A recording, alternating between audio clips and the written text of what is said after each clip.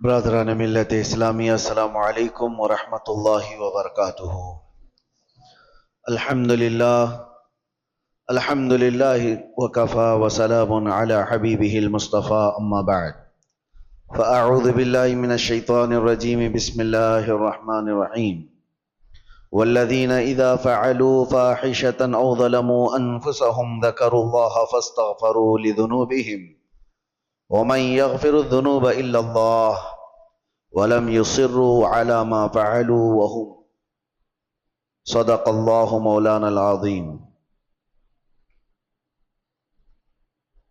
بارگاہ رسالت میں آپ صلی اللہ تعالی علیہ وسلم میں درود پاک کا ہدیہ پیش کریں۔ اللہم صلی علی سیدنا محمد معدن الجود والکرم وآلہ واصحابہ الکرام وابنہ الکریم وبارک وسلم صلاۃ دائمۃ سرمدا ابدا۔ اللہ عز و جل قرآن پاک میں فرماتا ہے، اور وہ جنہوں نے بے حیائی کا کوئی کام کر دیا، برائی کر دی، گناہ کیا یا اپنی جانوں پر ظلم کیا، والذین اذا فعلوا فاحشة او ظلموا انفسهم، پھر اس کے بعد اس سے توبہ کرنا چاہا، اس سے باز آنا چاہا، تو اس کی دو چیزیں اللہ تعالیٰ بیان فرماتا ہے۔ پہلی چیز یہ ہے کہ جس چیز کو چھوڑا ہے اس پر دوبارہ نہ جائے۔ دوسری چیز یہ ہے کہ اللہ کا ذکر کر کے اس سے توبہ اور استغفار کی جائے۔ تو اللہ تعالیٰ فرماتا ہے، پھر کون ہے جو بڑے گناہوں کو بخشتا ہے سوائے اللہ کے؟ اللہ معاف کرنے والا ہے، اللہ رحم کرنے والا ہے۔ انسان سے بے حیائیاں اور فواحشات ہو جاتی ہیں، خطاؤں کا مرکب ہے، لیکن بسا اوقات ایسا ہوتا ہے کہ یہ برائیاں اتنی بڑھ جاتی ہیں کہ انسان پھر انسان نہیں رہ جاتا، یہ جانوروں سے زیادہ ذلیل ہو جاتا ہے۔ اس کے اندر ایسی گھناؤنی حرکتیں آنے لگ جاتی ہیں کہ اس کو انسانیت کی تمیز بھی باقی نہیں رہ جاتی۔ وہ وقت آنے سے پہلے اپنے آپ کو، اپنے گھروں کو ہمیشہ سنبھال رکھو۔ انسان حیوان کا حصہ ہے، لیکن کبھی اس کے اوپر حیوانیت ایسی غالب آ جاتی ہے کہ اللہ کی پناہ، وہ جانوروں میں بھی وہ کام نہیں ہوتے جو انسان کر جاتا ہے۔ اور وہ کب ہوتا ہے؟ انسان اس مقام پر پہنچتا ہے جب وہ ایسی حرکتیں کر جاتا ہے جس سے جانور بھی شرمانے لگ جائیں۔ کون سی ایسی چیزیں جو انسان کو ایسا شیطان بناتی ہیں؟ میں چند تمہیدی کلمات آپ کے سامنے پہلے رکھتا ہوں۔ انسان کو اللہ تبارک و تعالیٰ نے عقل بھی دیا ہے اور شہوت بھی دیا ہے۔ عقل یہ صرف انسان کے پاس اتنی بڑی دولت ہے کہ دوسرے تمام حیوانات میں یہ چیز نہیں ہے۔ عقل کا مطلب صرف دماغ ہی نہیں ہوتا، عقل کا مطلب صحیح اور غلط کو پہچاننے کی تمیز، اور شہوت جس سے انسان کو برائیوں کی خواہشات ہوتی ہیں۔ جانوروں میں شہوت رکھی گئی ہے، عقل نہیں، اور فرشتوں میں عقل ہے، شہوت نہیں، اور انسان میں دونوں چیزیں ہیں، عقل بھی ہے، شہوت بھی ہے۔ اسی لیے فرمایا گیا کہ کوئی انسان اپنی شہوت ہوتے ہوئے بھی، شہوت اس کے پاس ہے پھر بھی بچ رہا ہے، تو وہ فرشتوں سے افضل انسان ہے۔ اس لیے کہ فرشتے گناہوں سے اس لیے بچے ہیں کہ ان کو شہوت ہی نہیں، گناہ کرنے کی سوچ ہی ان کے پاس نہیں۔ اور انسان اگر اپنے آپ کو بچاتا ہے تو فرشتوں سے افضل ہے۔ لیکن ساتھ میں یہ بھی بتایا گیا کہ عقل ہونے کے باوجود انسان برائیوں سے نہیں بچتا تو پھر وہ غلیظ جانوروں سے بھی زیادہ بدتر ہے۔ جانور اس لیے نہیں بچ پاتا کہ اسے صحیح اور غلط کی تمیز نہیں ہے۔ جانور بڑے تھوڑے سے ہو جائیں تو ان میں ماں باپ کا رشتہ نہیں ہوتا، بھائی بہن کا رشتہ نہیں ہوتا۔ بچے بڑے ہو جانے کے بعد وہ ماں سے، بہنوں سے ایسا کوئی رشتہ نہیں ہے جس کے ہاں حدود ہیں۔ اس لیے جانوروں کے ہاں وہ کوئی بات ہی نہیں رہ جاتی۔ لیکن انسان کو اللہ تعالیٰ نے عقل دیا ہے تمیز دیا ہے اور حدود بیان کیا ہے. اگر وہ عقل کا استعمال نہ کرتے ہوئے ان بے حیائیوں میں اپنے آپ کو مبتلا کرتا ہے تو وہ جانور سے زیادہ ذلیل ہے. اب ہمیں خود کو معلوم کر لینا چاہیے کہ ہم کون سی کیٹیگری میں آتے ہیں. شہوت کے غلام ہیں یا پھر عقل کا استعمال کر کے گناہوں سے بچنے والے لوگ. مجھے بڑی تکلیف ہو رہی ہے. میں تو سفر میں تھا, آج اتفاقاً آپ کے ہاں حاضر آ گیا, لیکن کیا یہ ہاشمی مسجد کے جمعہ کا منظر ہے جو 1:30 بجے 2 صف بھی نہ ہوتی ہو؟ کیا یہ وہی مسجد ہے جہاں پر 12:30 بجے قدم رکھنے کی جگہ نہ ہوتی ہو؟ کیا ہو گیا ہے لوگوں کو؟ کس وجہ سے مسجدوں سے دوری؟ صرف یہ ایک مسجد میرے سامنے ہے, باقی کے حالات اور بھی گرے ہوئے ہیں. خصوصاً ہمارے شہر کے متعلق جب میرے پاس باتیں آئیں تو دل دکھتا ہے. نوجوانوں کی ایک بہت بڑی جماعت آج ایسی عیاشیوں میں مبتلا ہے. اللہ کی پناہ, اللہ کی پناہ.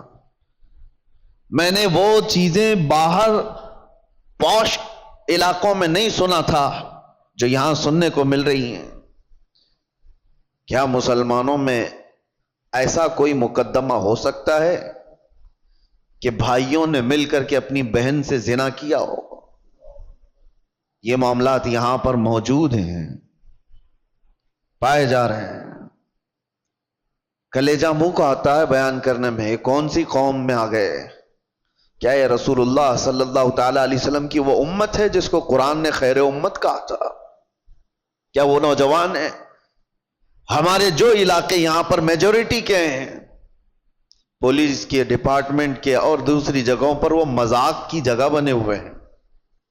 اگر ان علاقوں کا نام لے لو تو لوگ شرماتے ہیں. میرے عزیزو, یہ کس کی ذمہ داری تھی ان بے حیائیوں سے روکنے کی, ان فواہشات سے اپنے نوجوانوں کو روکنے کی؟ حیرت ہوتی ہے کہ 2-4 حاجی صاحب ہمارے سامنے بیٹھ کر کے واقعات بیان کر رہے ہیں. اس محلے میں ایسا چل رہا ہے, اس محلے میں ایسا چل رہا ہے.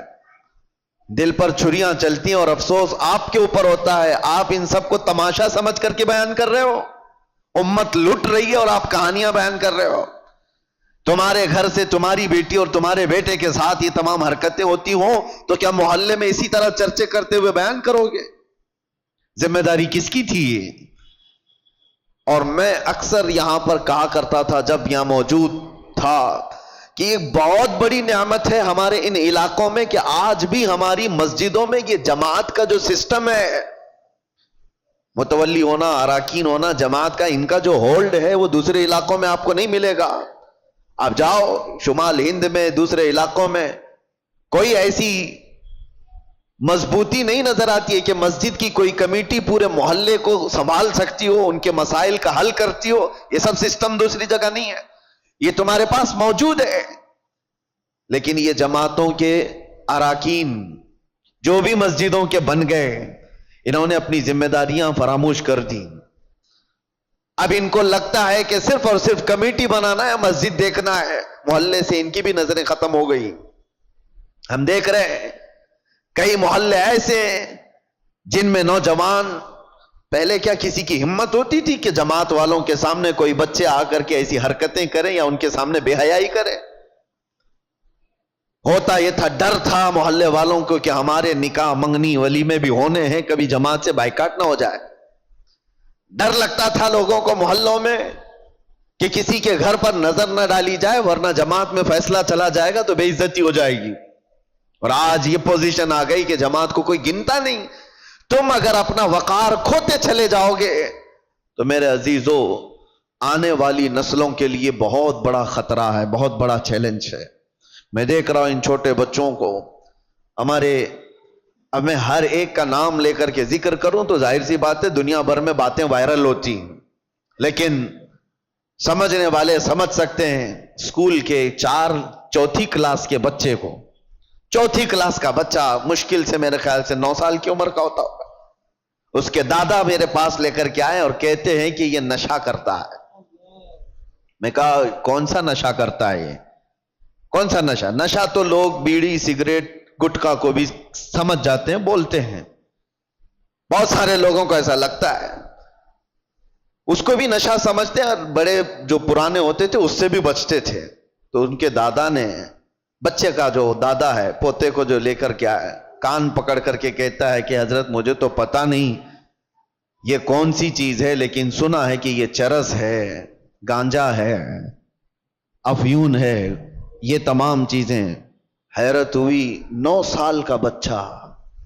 سے پوچھا کہاں سے تمہارے پاس یہ سب چیزیں آئیں؟ کہا اسکول میں تو مل جاتی ہیں، باہر سے کوئی بھیا آتے ہیں اور دے بھی دیتے ہیں. میرے عزیزو، ذمہ داری کا احساس کرو. یہ وہ بچے ہیں جو امت کا مستقبل ہیں. درد ہوتا ہے ان نوجوانوں کو دیکھ کر کے میرے مصطفیٰ کریم صلی اللہ تعالی علیہ وسلم کی یہ بھولی امت، جس کے لیے میرے آقا رات رات بھر کھڑے ہو کر کے رویا کرتے تھے، آج وہ امت کا یہ حال ہے کہ اپنے نبی رحمت صلی اللہ تعالی علیہ وسلم کی تعلیمات کو پیٹ پیچھے ڈال چکی. حالات ایسے کہ نوجوان آج یہی سوچ کر کے بیٹھ گئے، جیسی ان کی عمر 16 سال کے اوپر ہونے لگی، سب سے پہلا ان کا کام ہے کہ کوئی لڑکی کو پھانس لیا جائے، اس سے معاشقہ کریں، عشق کی داستانیں لکھی جائیں گی. یہی ساری زندگی کے مقاصد ہیں تمہارے. 16 سال تو میں بہت دور کی بات کر رہا ہوں، اب تو اسکول کے چھوٹے سے بچے یہ تمام فنڈے حل کر کے بتا دیتے ہیں. فیس بک، انسٹا، یہ تمام چیزیں چھوٹے چھوٹے بچوں کے ہاتھوں میں موجود ہے، اور وہ پرانے زمانے کے بوڑھوں سے زیادہ جانتے ہیں. بے حیائیوں کا دور آ گیا. اب مجھے وہ حدیث یاد آتی ہے، ابھی جسٹ مسجد میں آتے ہوئے قبرستان کے پاس سے گزر رہا تھا، دماغ میں یہ ساری باتیں گھوم رہی تھی، جب کسی نے آ کر کے مجھ سے یہ کہا کہ یہاں وہ معاملہ بھی ہے کہ بھائیوں نے بہن کے ساتھ زنا کیا ہے. قبرستان دیکھتے ہوئے مجھے میرے مصطفیٰ کی وہ بات یاد آئی. اللہ کے نبی صلی اللہ تعالی علیہ وسلم نے ارشاد فرمایا تھا، ایک دور تم پر ایسا آئے گا کہ تم قبرستان کے پاس سے گزرو گے تو تمہیں یہ خیال آئے گا کاش میں اس میں ہوتا تو زیادہ اچھا ہوتا. کیونکہ جو جا چکے، جو دفن ہو چکے، وہ بہت سارے فتنوں سے محفوظ ہو گئے ہیں. ہمارا حال ہے ابھی مقابلے کا. ہمیں یہ چیلنجز کا مقابلہ کرنا ہے. گناہوں کا ایسا دور دورہ ہے، کس سے کہا جائے. کبھی اس بات کا بھی ڈر لگتا ہے کہ پوری جماعت امت مسلمہ کو اپنے ٹارگٹ پر رکھی ہوئی ہیں. تمہیں کیا نہیں پتا، آج نہیں دیکھتے ہو کہ اس صبح سے شام تک سوشل میڈیا بھرا ہوا دکھتا ہے، اسلام کو گالیاں دینے والوں کی ایک انبار ہے. نبی پاک صلی اللہ تعالی علیہ وسلم پر نشانے نہیں بنائے جاتے. آج ٹی وی کھولو، کسی چینل کو دیکھو تو اسلام کا مذاق اڑانے والے کتے بیٹھے ہوئے ہوتے ہیں، بھونک رہے ہوتے ہیں. قرآن کی آیتوں پر ڈسکشن چل رہا ہے، اذان کو لے کر مسائل اٹھائے جا رہے ہیں، کلمے پر بات آ گئی، تمہیں سب پتہ ہے. اور ان حالات میں جب گھر کو آگ لگی ہوئی ہے، نوجوان بچے عیاشیوں میں مبتلا ہے، یہ لڑکیوں کو پھنسانے میں مبتلا ہے، فیس بک چیٹ کرتے ہوئے پوری راتیں گزارنے میں مصروف ہیں. اور ان حالات کا کون ذمہ دار ہے؟ میرے عزیزوں، صرف ہماری تقریریں نہیں، امت کا اپنا اپنا حصہ اسے ادا کرنا ہوگا. جو جس چیز کا ذمہ دار ہے وہ ذمہ داری نہیں ادا کرے گا تو قیامت کے دن سوال ہوگا. کلکم راعن وکلکم مسئول عن رعیتہ. میرے آقا نے فرمایا تم میں سے ہر ایک نگہبان ہے اپنے نیچے والوں کا. قیامت کے دن تم سے سوال ہوگا تمہارے نیچے والے بگڑے کیوں تھے، تم سے جو ماتحت تھے وہ بگڑے کیوں تھے. باپ سے اس کے اولاد کے بارے میں پوچھا جائے گا، استاد سے اس کے شاگردوں کے بارے میں پوچھا جائے گا، محلے کے بڑے ذمہ دار سے اس کے محلے والوں کے بارے میں پوچھا جائے گا تمہارے آس پاس رہنے والے بگڑے کیوں تھے. یہاں ذمہ داری کا احساس کرو. اب تو یہ بھی ڈر لگنے لگا، پہلے کا وہ سنہرا ماحول تھا، ہم کسی محلے سے گزرتے تھے تو اصلاح کرنے والوں کی ایک بڑی جماعت نظر آتی تھی، نماز جانے والوں کی ایک بڑی جماعت نظر آتی تھی، ٹوپیوں والے، نئے نئے نوجوان داڑھیوں والے بھی نظر آتے تھے. آج خال خال ہے. ہو سکتا ہے میری یہ باتیں کچھ کو لوگوں کو بری لگ رہی ہوں گی. تبلیغ کرنے والے بہت سارے مبلغین بھی بنتے تھے، اپنوں میں سے ہی تو بنتے تھے مبلغین، وہ کہاں چلے گئے؟ انہوں نے بھی اپنا سیف زون بنا لیا کہ ہم اپنے حلقے میں رہیں گے، باقی دنیا جائے بھاڑ میں، مر رہی ہے قوم تو جائے، اس کو کون دیکھے۔ وہ اصلاح کا شعبہ بھی چھوڑ دیا گیا ہے، اور اب تو اصلاح کرنے والے ہمارے محلے سے بھی نہیں گزر رہے ہیں۔ اب سنو حدیث، میرے آقا صلی اللہ علیہ وسلم نے فرمایا تھا، اسی زمانے کے لیے شاید، حضور فرماتے ہیں ایک وقت ایسا بھی آئے گا کہ جو اصلاح کی بات کرے گا، جو ایمان کی بات کرے گا، لوگ اس کو اتنی تعجب سے دیکھیں گے جیسے چور کو دیکھا جاتا ہے۔ داڑھی والے کو، ٹوپی والے کو، اصلاح کی بات کرنے والے کو، حضور فرماتے ہیں جیسے زنا کرنے والے کو عیب سے لوگ دیکھتے ہوں گے، تانا دیں گے، اسی طرح سے ایک وقت ایسا آئے گا کہ مومن کو تانا دیا جائے گا، یہ دیکھو یہ مسلمان ہے، یہ دیکھو یہ ٹوپی والا ہے، یہ داڑھی والا ہے۔ وہ دور آئے گا، بلکہ میں سمجھتا ہوں اس دور میں ہم جی رہے ہیں۔ لوگ آج کیوں اپنے آپ کو ماڈرن اور اپنے آپ کو سیکولر بننے کی کوشش کر رہے ہیں؟ کیوں؟ اس لیے کہ وہ ان تانوں سے گھبرا رہے ہیں، ڈر رہے ہیں۔ میں محلے میں کھڑے ہو کر کے اگر کسی کی اصلاح کی بات کروں گا تو لوگ میرا پچھلا نکال دیں گے، مجھے بھی بولیں گے جمعہ 8 دن ہو گئے ابھی حج کو چلا تو۔ یہ سارے تانے تو سننے پڑیں گے میرے عزیزوں۔ کیا وہ صحابہ کرام رضوان اللہ تعالی علیہ مجمعین نے اتنے بڑے مشن کو نہیں اٹھایا تھا جن کے پرانے حالات یہ تھے؟ حضرت انس رضی اللہ تعالیٰ عنہ فرماتے ہیں مجھے جب یہ حدیث پڑھتا ہوں تو رونگٹے کھڑے ہو جاتے ہیں۔ عشق اور محبت کہتے کسے ہیں؟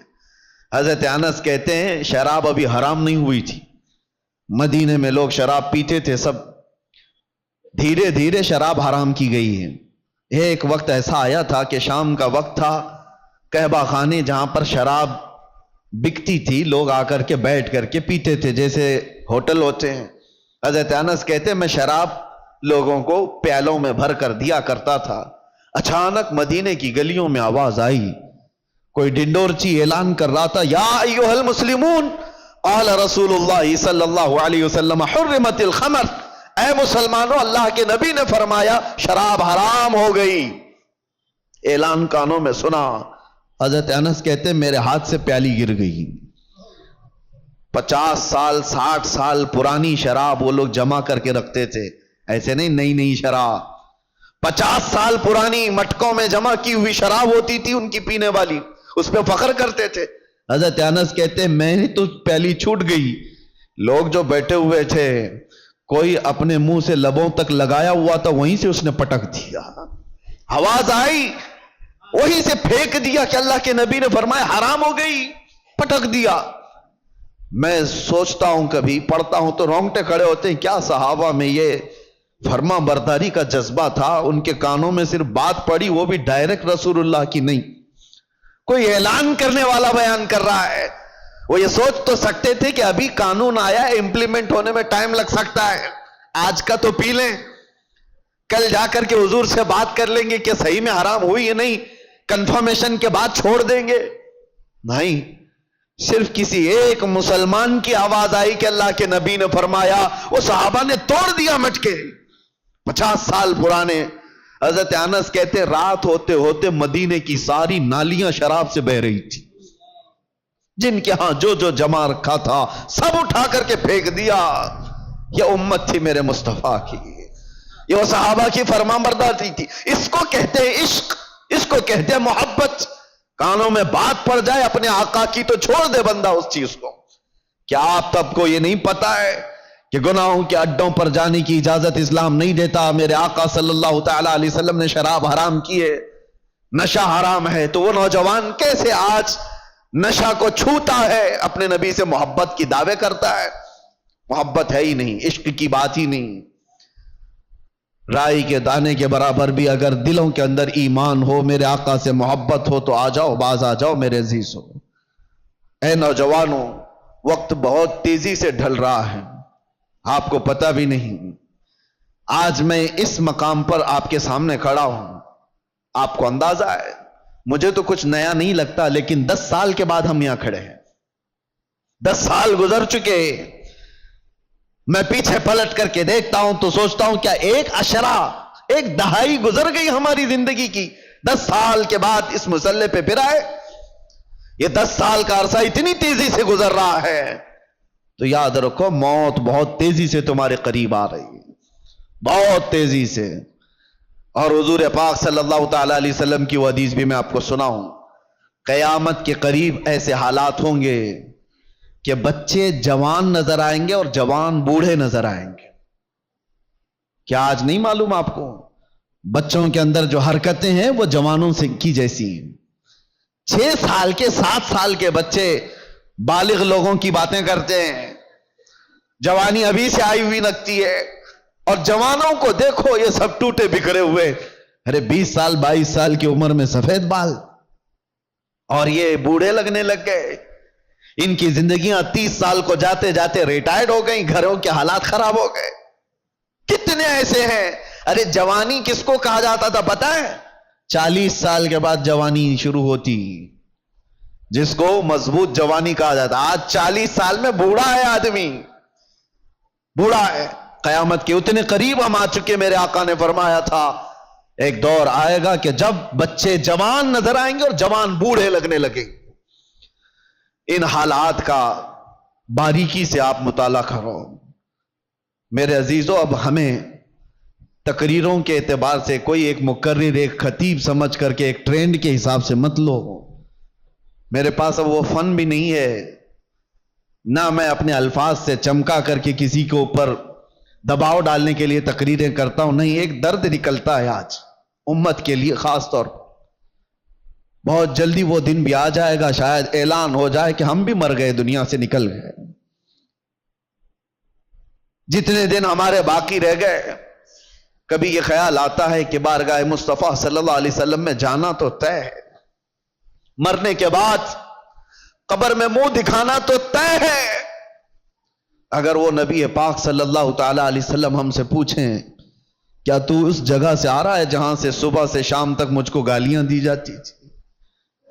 کیا تو اسی محلے سے آ رہا ہے جہاں لوگ ماں اور بیٹیوں کی عزت بھول چکے تھے؟ زنا اتنا عام ہو چکا تھا کہ جانور بھی اس طرح کا جوڑا نہیں کھاتے. گھر گھر آج محفوظ نہیں ہے. لوگ بیٹھ رہے ہیں آج ہمارے پاس آ کر کے حیرت ہوتی ہے کہ زنا کے معاملات کو حل کرنے کے لیے بیٹھتے ہیں تو رونگٹے کھڑے ہوتے ہیں، کلیجہ منہ کو آتا ہے. باپ بیٹی کو لے کر بیٹھا ہے، دوسرا باپ بیٹے کو لے کر کے بیٹھا ہے. کن معاملات پر آپ بات کر رہے ہو؟ ایک بار میرے آقا صلی اللہ علیہ وسلم کے پاس ایک صحابی آئے تھے، ماعز اسلمی، کہا آقا مجھ سے خطا ہو گئی ہے، مجھ سے غلطی ہو گئی ہے. حضور نے پوچھا ہوا کیا ہے؟ کہا بتا نہیں سکتا، بہت تکلیف کی بات ہے. حضور نے فرمایا بتاؤ تو تمہارا علاج کیا جا سکے. انہوں نے کہا زنا ہو گیا ہے، مجھ سے زنا ہوا. حضور نے اپنا چہرہ پھیر لیا، چہرہ سرخ تھا میرے آقا کا، لال ہو گیا. کہا جاؤ تم. وہ صحابی دھاڑے مار کر کے رونے لگ گئے. تجھ سے جو منہ چھپاؤں تو کروں کس کے سامنے؟ میں جاؤں تو پھر کہاں جاؤں؟ نبی پاک صلی اللہ تعالی علیہ وسلم نے ان کو کھڑا کر کے پوچھا ہوش میں کہہ رہے ہو؟ انہوں نے کہا ہاں میں ہوش میں کہہ رہا ہوں، ہو گئی مجھ سے خطا. حضور نے فرمایا کیا تجھے پتا ہے اسلام میں سزا کیا ہے اس کی؟ پتھروں سے مار کر ہلاک کر دیا جائے گا. انہوں نے کہا ہاں یا رسول اللہ پتا ہے مجھے. پھر بھی کہہ رہے ہو؟ کہا ہاں، اس آخرت کی سزا سے تو بہتر ہے کہ آپ مجھے دنیا میں پاک کریں. 3 مرتبہ پوچھنے کے بعد بھی جب انہوں نے کہا کہ ہاں مجھ سے خطا ہو گئی، تو حضور نے صحابہ سے کہا جاؤ یہ اقبالی مجرم انہیں لے جاؤ جبل انم، ایک پہاڑی مدینے میں، وہاں پر صحابہ لے کر کے گئے. اوپر سے ان کو پتھروں کی بارش کی گئی، وہ قتل ہو گئے، ان کا انتقال ہو گیا. یہ اسلام میں زنا پر سب سے بڑی سزا دی گئی. وہ صحابی تھے، خطا ہوئی تو نبی پاک صلی اللہ تعالی علیہ وسلم نے دنیا میں پاک کرنے کا طریقہ یہ بتایا. اور یہاں پر حالات ایسے آ گئے کہ لوگ اس کو اتنے ہلکے میں لے لیے. پھر مجھے وہ حدیث یاد آتی ہے، حضور نے فرمایا تھا قیامت کے قریب زنا اتنا عام ہو جائے گا کہ انسان ایسے جوڑا کھائیں گے جیسے گدھے اور کتے راستوں پر جوڑا کھاتے ہیں. ان کے درمیان یہ سب کامن سی چیز ہو گئی، نارمل بن گیا ہے. لوگ بیٹھ کر کے حل کر رہے ہیں، ہمیں تو رونگٹے کھڑے ہوتے ہیں. کن چیزوں کی یہ باتیں لے کر بیٹھے ہیں بیٹے اور بیٹیوں کی کہ یہ اس طرح کی حرکتیں کرتے تھے. معاذ اللہ رب العالمین. ایک بات یاد رکھو، پورے معاشرے میں محلے میں ایک جگہ کوئی زنا کرتا ہے تو پورے محلے کی برکت ختم کر دی جاتی ہے. ناسور ہے وہ کینسر کی طرح. کینسر کی پھوڑی جس طرح پورے جسم میں زہر پیدا کرتی ہے، ایک بے حیائی اور بدکاری والا نوجوان پورے معاشرے کے اندر وہ ناسور بن کر زہر پھیلاتا ہے. تمہاری بیٹیوں تک بھی وہ حرکتیں آئیں گی، تمہارے بیٹے بھی محفوظ نہیں رہیں گے. اس لیے ذمہ داریوں کا احساس سارے لوگ مل کر کے کریں، ایک آدمی نہیں. یہ بیچارہ خطیب کب تک یہاں سے پکارے گا؟ ایک کوئی مبلغ کب تک اصلاح کرے گا؟ ہر ایک کی ذمہ داری ہے. آج غلطی کس کی ہے پتا ہے؟ پورے محلے میں 5% یا 10% جواری ہوتے ہیں. 5% سے بھی کم ہوتے ہیں جواری اور سود خور یا شرابی یا زانی. اکثریت تو اچھے لوگوں کی ہوتی ہے، لیکن وہ اچھے لوگ اتنے بھیانک ہوتے ہیں. یاد رکھنا، ان 5 کو جنہوں نے کھلی چھوٹ دی تھی، یہ 95 لوگوں کی بھی وہی سزا ہوگی جو اس جواری کی سزا ہوگی. کیونکہ معاشرے کو برباد کرنے میں ان 5 لوگوں کا ہاتھ کم تھا، خاموش رہنے والوں کا ہاتھ زیادہ تھا. یہ سپورٹر تھے، گناہ دیکھ کر کے ہنستے ہوئے چلے جاتے تھے. میرے گھر میں تھوڑی نہ ہو رہا ہے، فلاں کا بچہ بگڑا ہوا ہے، میں تو سنبھال لوں گا اپنا گھر. میاں آگ لگی ہے، تم کیا سنبھال لو گے؟ تمہارے بھی گھر کے دروازے لکڑی کے ہیں، تمہارے بھی گھر کی کھڑکیاں لکڑی کی ہیں. وہ آگ کے شعلے جب نکل کر کے آئیں گے تمہارے دروازے بھی جلائیں گے. یہی حال ہے آج ہمارے گھروں میں. تمہاری بیٹیاں بھی ہیں یا نہیں؟ تمہارے اپنے بیٹے ہیں یا نہیں؟ دوسرے کا بیٹا بگڑ گیا، دوسرے کی بیٹی بگڑ گئی تو آپ ہنس کر تماشا دیکھ رہے ہو کہ فلاں نشہ کر رہا ہے. پہلے حال یہ تھے کہ ہماری جماعت کے لوگ کہیں بیٹھے ہوتے تھے تو آوارہ لوگ ان کے سامنے سے گزرنے میں بھی ڈرتے تھے. گزرنے میں انہیں ڈر لگتا تھا کہ بڑے لوگ بیٹھے ہوئے ہیں. آج وہ وقار ختم کیوں ہوتا گیا؟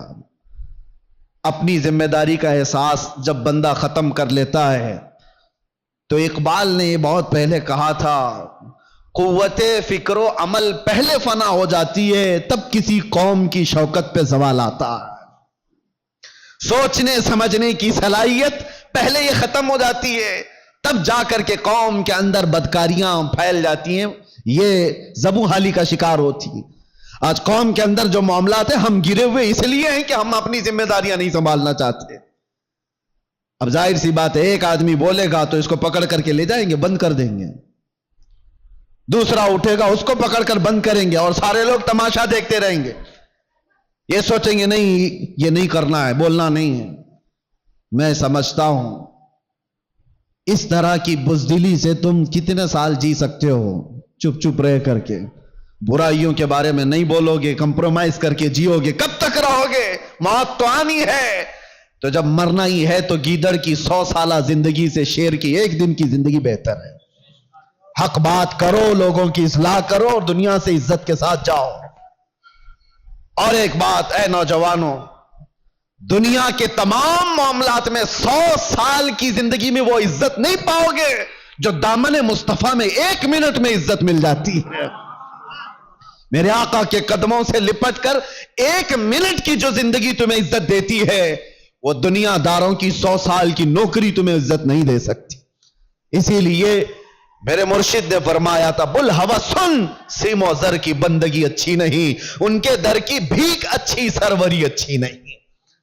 آؤ اصلاح کے لیے اپنے ان معاشروں میں اصلاح کا کام تیزی سے شروع کر دو. اگر آج تھوڑی سی تمہاری حرکت باقی رہے گی تو امید ہے کہ ہماری جو نئی نسلیں ہیں وہ اس بات پر تو باقی رہے. میں سعودی عرب میں دیکھ کر کے آیا ہوں جنہوں نے اپنے بچوں کو آسٹریلیا امریکہ میں پڑھانے کے لیے بھیجا تھا. آج وہ بچے پلٹ کر کے آئے ہیں اور وہ پوچھتے ہیں ہو از دا محمد؟ محمد کس کا نام ہے؟ یہ ریئل بات میں آپ کو بتا رہا ہوں. ارے جہاں اسلام کا مرکز رہا، جہاں سے اسلام پھیلا پھولا، ان کے بچے آج غیروں کی گود میں ڈالے جانے کے بعد آ کر اپنے نبی کو پہچان نہیں پا رہے ہیں. تم نے بھی کیا سوچا ہمارے بچوں کو سوشل میڈیا پر چھوڑ دیں گے، یہ سارا کچھ موبائل سے، گوگل سے، انٹرنیٹ سے سیکھتے رہیں گے؟ کل کو یہی بچے کھڑے ہوں گے جو اپنے نبی کو نہیں پہچانتے، وہ اپنے باپ کو قیامت میں کیا پہچانیں گے؟ اور تمہارے مرنے کے بعد کیا ایصال ثواب کر سکیں گے؟ ادھر تمہارا جنازہ لا کر کے رکھا گیا ہوگا، تمہارا بیٹا باہر کھڑے ہو کر کے انتظار کر رہا ہوگا، نماز ہو جائے گی تو اٹھاؤں اور ڈا کر کے دفن کر کے آؤں، اسے توفیق بھی نہیں ہوگی کہ وہ تمہارے لیے جنازے کی نماز پڑھ سکے۔ کیوں ایسے معاشرے میں جینے کی ضرورت ہے؟ ہمیں جو رسول اللہ صلی اللہ علیہ وسلم نے معاشرہ عطا کیا، اس معاشرے میں امن بھی ہے، عزت بھی ہے، وقار بھی ہے۔ آؤ واپس سے پھر اس ماحول کو بنانے میں آپ سب سترک ہو جاؤ، متحرک ہو جاؤ۔ ہر محلے کے نوجوانوں سے میں گزارش کروں گا، تم 5 ہی صحیح 10 ہی صحیح کھڑے ہو جاؤ ذمہ داری لے کر کے کہ ہم اپنے محلے میں بے حیائیاں نہیں ہونے دیں گے۔ انقلاب آئے گا میرے عزیزو۔ تم یہ مت سوچنا کہ ہم 5 اور 10 لوگوں سے کیا ہوگا، تم اپنی طاقت پر کبھی مت جانا، اس لیے کہ وہ رب العالمین ارحم الراحمین، اس کی طاقت کا تمہیں اندازہ بھی نہیں ہے، اس کی طاقت کا اندازہ نہیں ہے۔ آج سے 5 سال پہلے ہبلی کی ایک مسجد سے 50 لوگوں کے بیچ میں نے ایک پاکھنڈی کو اعلان کیا تھا، آپ کو پتا ہوگا۔ ہم نے یہاں سے موبائلے کا چیلنج کیا کیا تھا؟ یہ رب العالمین کا کرم ہے کہ پوری دنیا کے خطے خطے میں وہ آواز پہنچائے گی، جس کو پہنچنا تھا اس کو بھی پہنچی۔ تو کبھی یہ مت سوچنا کہ میرے ایک کے چاہنے سے کیا ہوگا، بہت کچھ ہوتا ہے۔ آواز اٹھا کر کے تو دیکھو، اصلاح کے لیے کھڑے ہو کر کے تو دیکھو۔ بازو ہمارے کمزور ہیں، رب العالمین کی طاقت کمزور نہیں ہے۔ تم اگر کھڑے ہو گئے اصلاح کے لیے تو اللہ تعالیٰ غیب سے اسباب پیدا فرمائے گا۔ ایک نہیں مانے گا، 2 نہیں مانیں گے، ہو سکتا ہے کوئی تو جیالا ہوگا جو تمہاری دعوت پر لبیک کہے گا۔ تم اپنے گھر کی دعوت تھوڑی نہ دے رہے ہو۔ اگر 5 نوجوان کھڑے ہو گئے ہر محلے سے اور وہ دوسرے بچوں کی اصلاح کے لیے کوشش کرتے رہے، خدارا کبھی یہ مت کہنا کہ ہماری ٹیم میں آ جاؤ، ہماری ٹیم میں آ جاؤ، ہماری تنظیم میں آ جاؤ۔ ایک بات میں بتاتا ہوں، اس امت کی ایک رگ کو میں جانتا ہوں، یہ جتنی بھی بگڑی ہوئی ہو، باپ کا واسطہ، ماں کا واسطہ، استاد کا واسطہ، پیر کا واسطہ، ہو سکتا ہے ناکام ہو جائے۔ بگڑے ہوئے نوجوان کو ایک بار آمینہ کے لال کا واسطہ دے کر کے دیکھو، ایک بار میرے مصطفیٰ کے نام کا واسطہ دے کر کے دیکھو، اللہ تبارک و تعالیٰ اس کے ذہن و دماغ میں محبت پیدا کر ہی دے گا۔ یہ بگڑا ہوا ہے لیکن آج بھی اپنے نبی سے محبت رکھتا ہے، اور اسی محبت کا واسطہ دے کر کے اصلاح کا کام کرو۔ ورنہ آج جو میں سن کر کے آیا ہوں، کھڑے ہونے کی ہمت بھی نہیں تھی، اتنی دیر میں بول لیا، کھڑے ہونے کی ہمت نہیں تھی۔ بتاؤ میرے عزیزو، جس کے علاقے میں آ کر کے اس کو یہ خبر دے دی جائے کہ آپ کے علاقے میں بھائی بہن سے زنا کر رہا ہے، اسے بولنے کی کیا جرأت ہوگی، اسے کھڑے ہونے کی کیا طاقت ہوگی؟ دل دکھتا ہے۔ امت مصطفیٰ صلی اللہ تعالی علیہ وسلم اس پوزیشن پر آ گئی کہ ہم غیروں میں بھی یہ بات نہیں سن پاتے، غیروں میں یہ بات نہیں سن پاتے۔ مسلمانوں کے گھروں میں یہ چیز ہو سکتی ہے۔ اس لیے آج میرا یہ پیغام ہے، اگر سارے لوگ ذمہ داریوں کا احساس نہ کریں گے تو کل کو پکڑ ہماری بھی اور تمہاری بھی ہوگی۔ جماعت کے اراکین، اپنی ذمہ داریوں سے بھاگو مت۔